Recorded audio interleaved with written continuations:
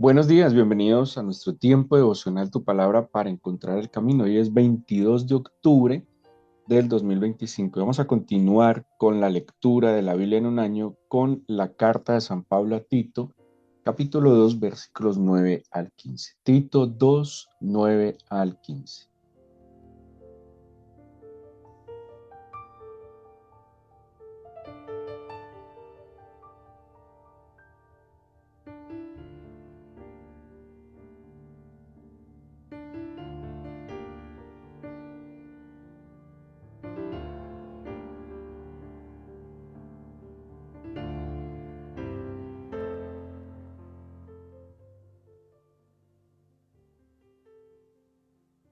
Estas tres cartas que hemos venido viendo en estas últimas semanas a sus hijos amados en la fe, sus discípulos amados en la fe, aunque la relación de Pablo con Timoteo y con Tito es una relación entre el maestro y el estudiante, entre el pastor y el discípulo, pues obviamente esta relación, digámoslo, eclesial, genera un vínculo muy profundo, puesto que igual estamos tratando asuntos muy profundos de la vida. Y, y sumándole a que, como lo hemos indicado y lo hemos visto, Timoteo y Tito no solo eran discípulos en el sentido de ser instruidos por el maestro Pablo, sino que además ellos seguían las disciplinas y las instrucciones de Pablo, puesto que ellos eran también maestros y pastores como lo era San Pablo. Así que había como digámoslo así, una doble responsabilidad de Pablo, no solo de orientar a sus amados hijos en la fe en asuntos espirituales, sino que también a través de ellos dirigir los ministerios que ellos estaban atendiendo. Hemos mencionado muchas veces en el Nuevo Testamento que en la medida en que la iglesia fue creciendo, fue enfrentando nuevos desafíos, nuevas dificultades, eh, como pasa en la vida. Mi esposa dice mucho, niños pequeños son problemas pequeños, hijos ya más grandes son problemas más grandes.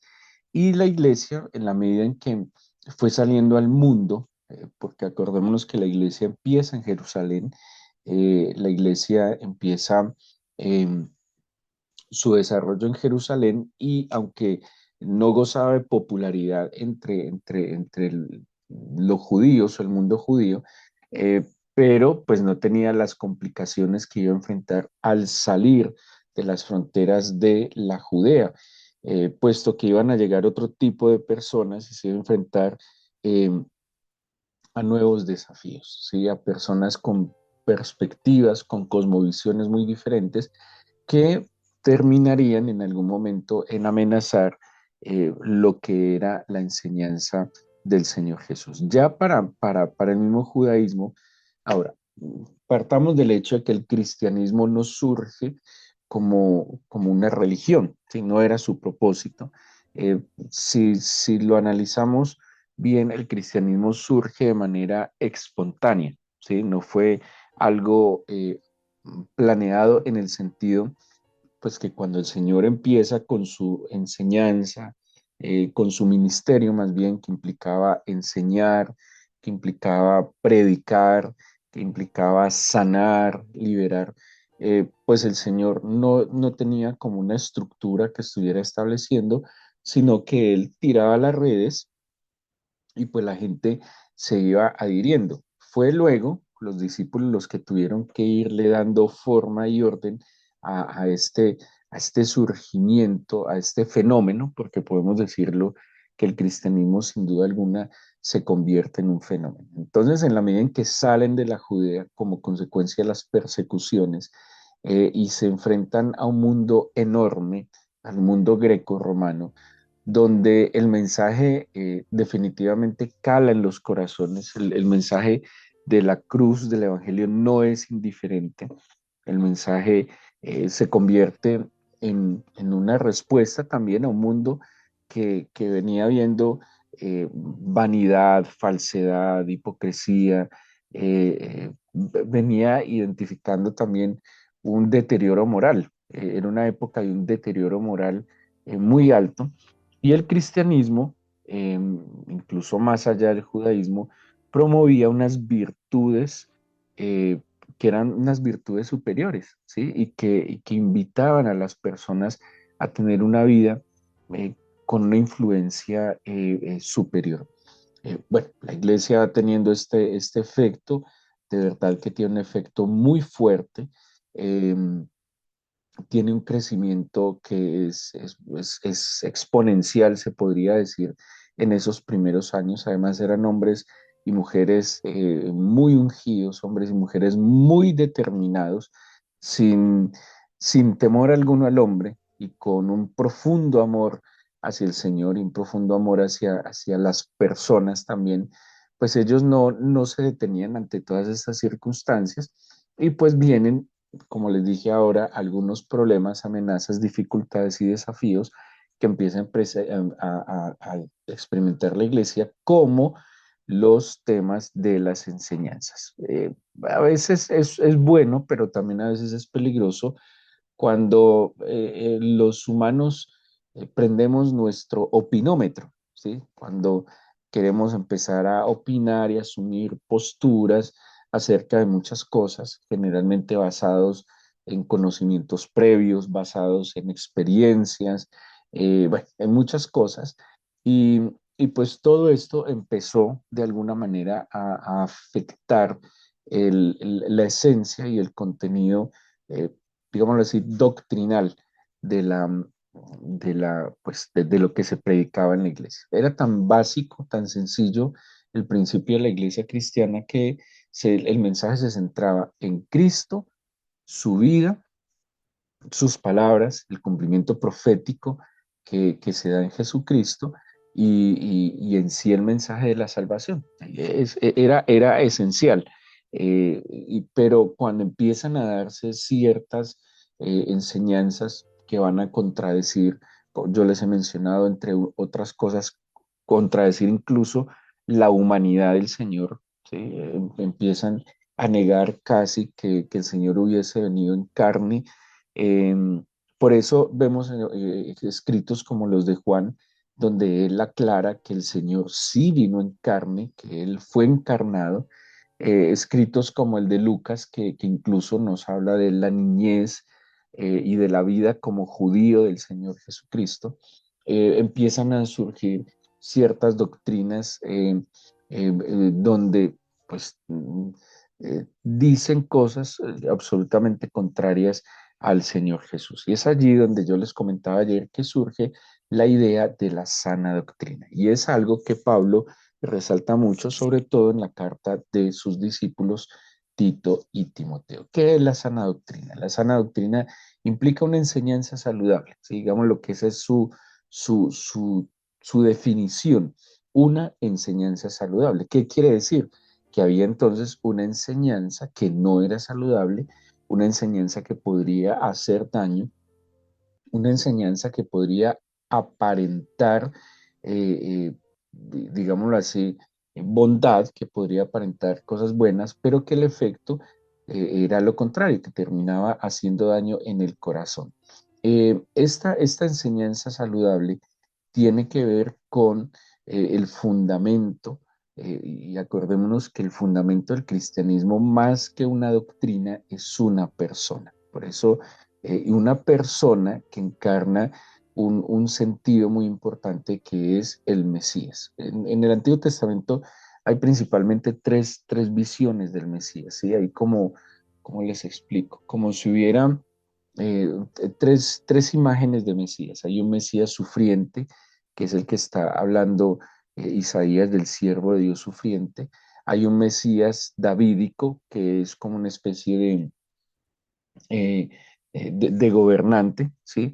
Eh, y hay un Mesías, digamos, lo que cumple una función como sacerdotal, ¿sí? Entonces, pues parecen, cuando se ven así separadas en el Antiguo Testamento, parecen imágenes diferentes, y el Señor Jesús es el cumplimiento de esas visiones mesiánicas y es, digámoslo así, expectativas mesiánicas que se tenían. y la esencia del cristianismo, de la enseñanza sana, es el Señor como cumplimiento profético y como redentor, eh, y no solo como aquel caudillo que traería libertad de la opresión de otros imperios, sino como aquel que llevaría o abriría un camino al Padre, ¿sí? Ahora, esta sana doctrina tiene como unas bases, tiene que ver, y Pablo lo explica, con el fiel depósito apostólico, o sea, la enseñanza que se fundamenta en aquellos que vivieron con el Señor. ¿Sí? Si ellos hablan de una fuente primaria, que eso es muy sano, cuando uno quiera depurar información, hay que tratar de ir a las fuentes primarias. Ahí como, se los voy a explicar algo así, como pasa hoy en día con las noticias falsas. Dependiendo, cuando si ustedes miran, hay muchas noticias que son falsas, especulativas, incluso utilizan informaciones viejas, acomodadas. Bueno, es una locura el tema de las noticias falsas hoy. Pues lo que hay que tratar de hacer es de buscar cuáles son las fuentes primarias de esa información, ¿sí?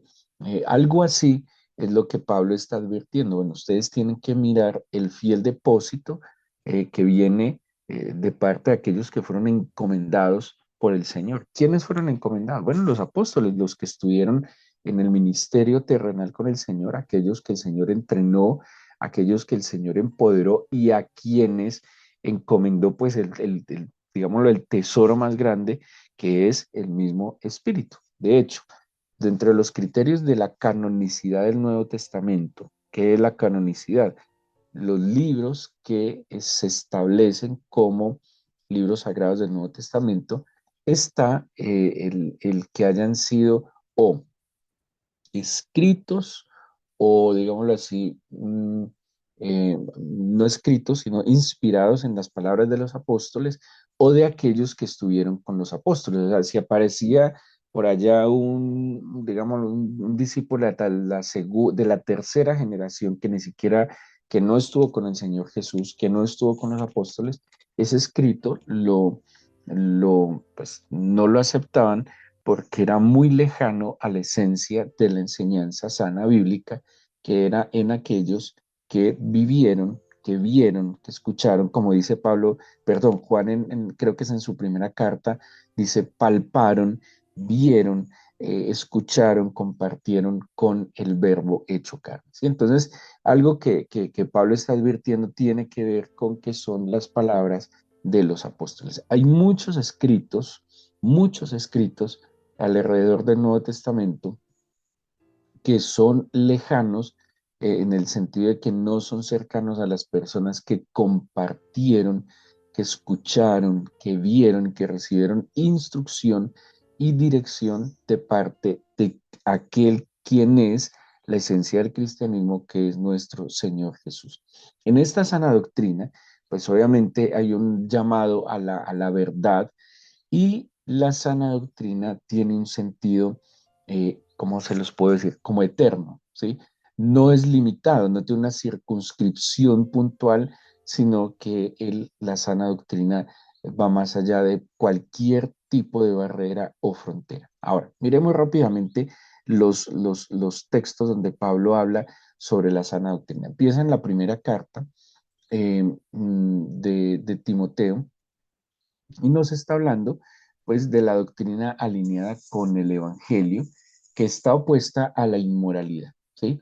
Que está opuesta, bueno, 1 Timoteo 1:10, que empezando la carta, dice, para los fornicarios, para los sodomitas, para los secuestradores, para los mentirosos y los perjuros, y para cuanto se oponga a la sana doctrina. Bueno, él viene hablando, de hecho, desde el versículo 3, cuando dice que lo dejó en Éfeso, para que no enseñen doctrina diferente, que no presten atención a fábulas, genealogías. Entonces, mire que aquí empieza a advertir. ¿Qué tiene que ver con la doctrina enferma?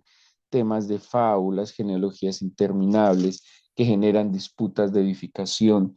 Y en el versículo 5 nos habla como la base de lo que es la sana doctrina, y que está diciendo. El propósito de este mandamiento es un amor nacido de corazón limpio, de buena conciencia, de fe no fingida.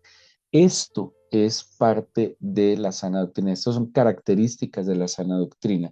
Un mandamiento que está fundamentado en un amor que nace en un corazón limpio, en un amor que nace en buena conciencia y de una fe no fingida. ¿Qué es contrario a la sana doctrina? Lo que él acaba de mencionar. Fábulas, genealogías interminables, y luego va a decir en el 6 vanas palabrerías, ¿sí? Por eso a veces esas discusiones eh, teológicas de esto, que no llevan, ¿a qué debería llevar toda, digámoslo, toda disertación doctrinal? Debería llevar a mejores conductas, debería llevar a mejores acciones, debería llevar a que seamos mejores personas, ¿sí? A eso debería llevar cualquier tipo de disertación basada en la enseñanza bíblica. De resto, serían, como advierte Pablo, palabrerías inútiles, porque el deber ser de ir a la enseñanza bíblica es que nosotros nos podamos ajustar a una nueva vida. De eso se trata, ¿sí? ¿Cómo aplico yo? Por eso la mejor comprensión de la escritura me va a llevar a mí a una mejor obediencia a la escritura. Cuando uno entiende una instrucción, cuando uno entiende una dirección, pues se facilita también el acato de esta instrucción. ¿Qué más advierte el San Pablo? Dice, la ley es buena, pero ¿cómo? Pues ¿cuándo es buena? Si uno la usa legítimamente. El 9 dice, la ley no fue dada para el justo, sino para los transgresores y desobedientes, para los impíos, pecadores, irreverentes, profanos, para los patricidas, matricidas, para los homicidas, para los fornicarios, para los sodomitas, para los secuestradores, para los mentirosos y perjuros, y para cuantos se opongan a la sana doctrina, según el glorioso evangelio del Dios bendito que a mí me ha sido encomendado. ¿Sí? Entonces, la sana doctrina está alineada con las buenas nuevas, que está opuesto a todo esto que tiene que ver. Por eso Pablo advierte que es un sano y santo equilibrio. El Señor no vino a anular la ley, ¿sí? El Señor no dijo, no obedezcan las leyes. El Señor vino fue a cumplir las leyes. Y el Señor, llevándonos más allá, les está diciendo, la ley es espiritual. Y de hecho Pablo dice, es que la ley es espiritual y yo soy un carnal. Y la única manera de cumplirle al Señor es una vida, digamos, que así lo explica Pablo, una vida de intercambio con el Señor. O sea, yo vivo en el Señor y permito que el Señor viva a través de mí. Y no hay manera de vivirlo si no hay una comunión. Mire, es contradictorio, de verdad. Y esto es muy común en nosotros. Hablo en todos nosotros como creyentes y muchos de nosotros también como servidores. Es contradictorio a veces la sobrecarga que llevamos aún por la obra del Señor. Porque si estamos en una obra espiritual, la obra en el Espíritu se trata de que yo estoy conectado con el Espíritu del Señor y entiendo que el Espíritu del Señor es grande, todopoderoso, es eterno. Así que de alguna manera yo debería estar experimentando, a pesar de la intensidad y la responsabilidad de la labor que tenemos en la misma vida, de experimentar los atributos sobrenaturales y divinos del Espíritu. ¿Qué dice la Biblia? Amor, gozo, paz, paciencia, benignidad, templanza, mansedumbre, bondad, fe. Esas cosas, a pesar de la labor que estamos haciendo, deben ser evidentes en mí, porque como Pablo lo dice a los Gálatas, ya no yo, sino Cristo en mí, ¿sí? Y por eso es imposible el obedecer las instrucciones si yo no estoy en el Espíritu. Dentro de estas falsas doctrinas o enfermas enseñanzas, pues también hay una advertencia, pues que estas enseñanzas surgen de maestros que están equivocados. Y por eso en el capítulo 6 de la primera carta de Timoteo, entre otros, Pablo advierte acerca de aquellos que enseñan también desde sus concupiscencias, desde sus deseos, apartando pues lo que él ha querido instruir en sus discípulos. Y por eso advierte en el capítulo 6 de pues que la piedad tiene que ir dice, si alguno enseña otra cosa y no se conforma a las sanas palabras de nuestro Señor Jesús y a la doctrina que es conforme a la piedad, está envanecido, nada sabe, delira acerca de cuestiones y contiendas de palabras de las cuales nacen envidias, pleitos, blasfemias, malas sospechas. Imagínense que Pablo está dando indicaciones. La mala, la enferma enseñanza, o lo que no es sana doctrina, ¿qué genera? Genera contiendas, envidias, pleitos, blasfemias, malas sospechas, disputas necias, ¿sí? Eh, pero por el contrario, la sana doctrina implica la piedad que va acompañada de contentamiento, ¿sí? Eh, o sea que la sana doctrina, como les decía, implica actitudes en nuestro corazón, ¿sí? No genera, imagínense una conversación entre cristianos que se fundamentan en la enseñanza bíblica y que terminen en disputas, en contiendas, en, en, en, en, en cosas que son completamente contrarias a lo que el Señor está advirtiendo. Eh, Pablo también advierte en 2 Timoteo 1:13, le dice a su discípulo Timoteo, retén la forma de las sanas palabras que de mí oíste en la fe y el amor que es en Cristo Jesús. Y en que toda la enseñanza va más allá de fábulas, de fechas, digámoslo así, de formas, y se fundamenta en los atributos personales del Señor Jesús, ¿sí? En los atributos de santidad, de verdad. Eh, Ese depósito, como dice Pablo, que ha sido encomendado a él, tiene que ver entonces con el amor, con la fe en Cristo, con la confianza en el Señor. En la advertencia de los tiempos finales, que también lo vimos, Pablo le dice a Timoteo, pues que va a haber enseñanza que no podrá ser soportada, o sea, la enseñanza bíblica no va a ser soportada.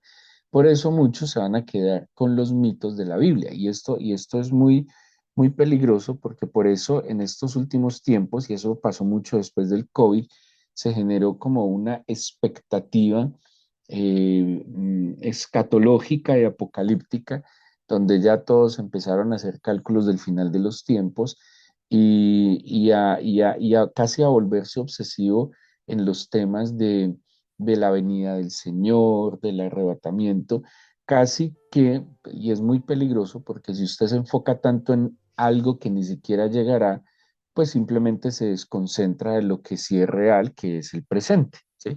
Y esas expectativas,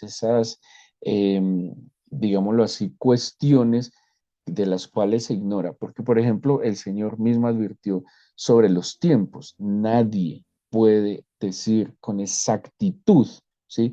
Con exactitud el desarrollo de los acontecimientos de los últimos tiempos. El Señor se advierte que aquellos que están en el Espíritu no nos tomará por sorpresa porque vamos a ir entendiendo y atendiendo las señales, pero también advierte que no hay manera que nadie sepa sobre fechas exactas y lo mismo, vuelve a como a desviarse. Mire que en cosas aparentemente buenas, el corazón termina desviándose de lo que pues, tiene que hacer y nosotros seguimos con el deber de enfocarnos en el hoy, en el presente, como, como dice la expresión, en el aquí y en el ahora, ¿sí? Porque pues tanta expectativa de un futuro que tal vez no llegará y que no hará parte de nosotros, dejamos de hacer lo que en verdad nos compete.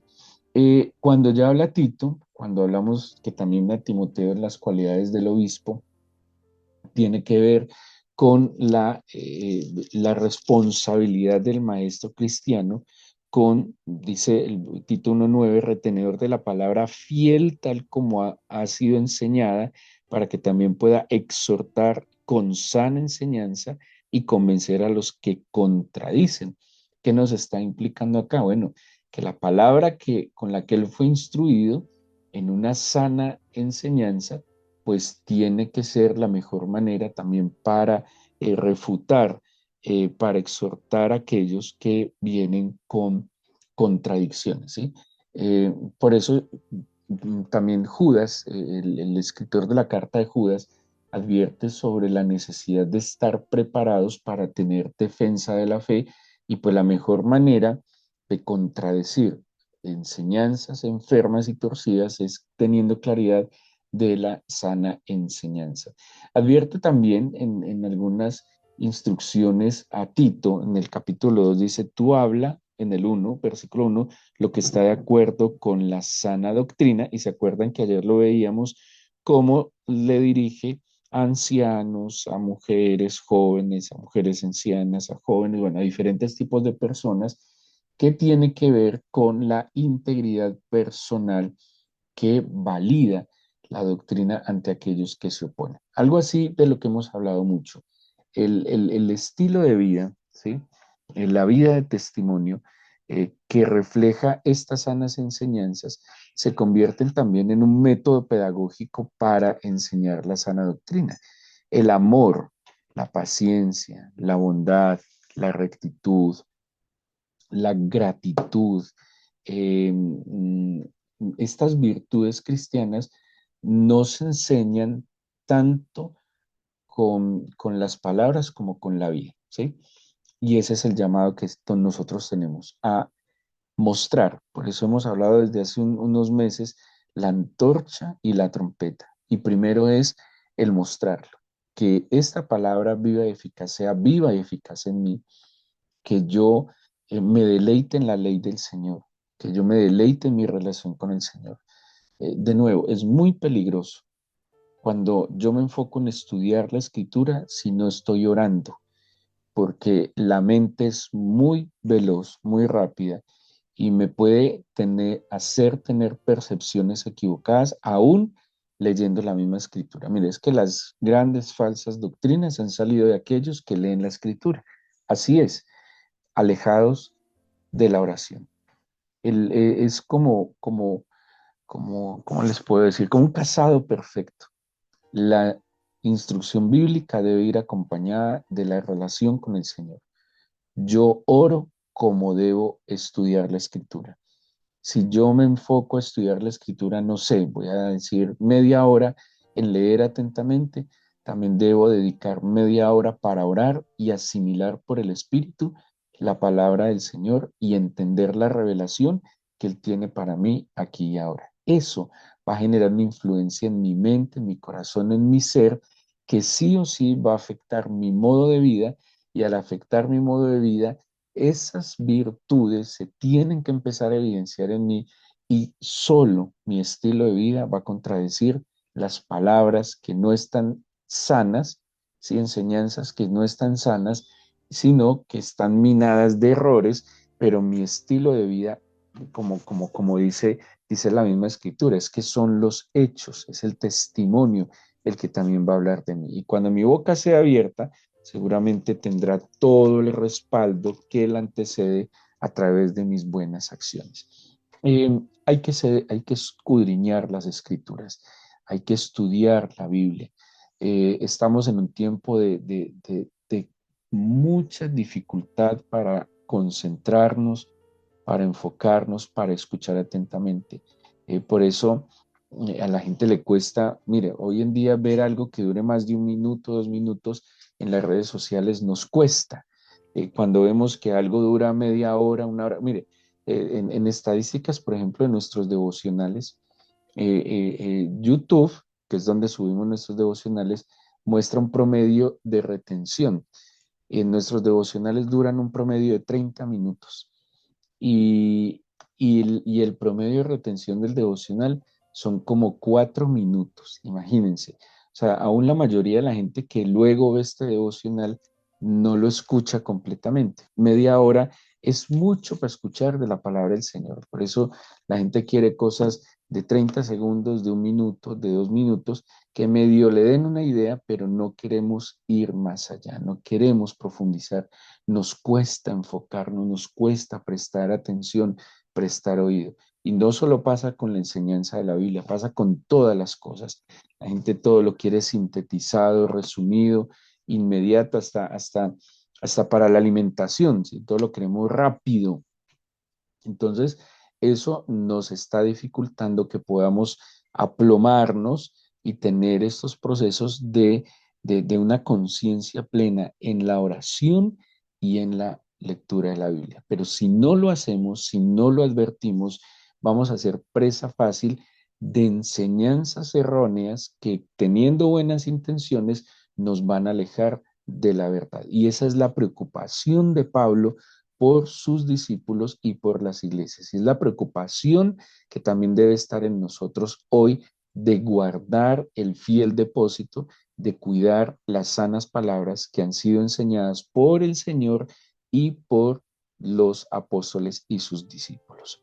Pidámosle al Señor que nuestro entendimiento siempre sea agudo a sus palabras y que el discernimiento espiritual se active en nosotros para que podamos distinguir lo que viene de Él en verdad y santidad y lo que no proviene de Él. Pídele al Señor que acerque su corazón a Él, que abra su entendimiento a sus fieles y sanas palabras, porque las sanas palabras generan sanidad y liberación, pero hay palabras que traen enfermedad y tribulación. Las sanas palabras propenden a una vida virtuosa. Las sanas palabras propenden a la fe, al amor y a la esperanza.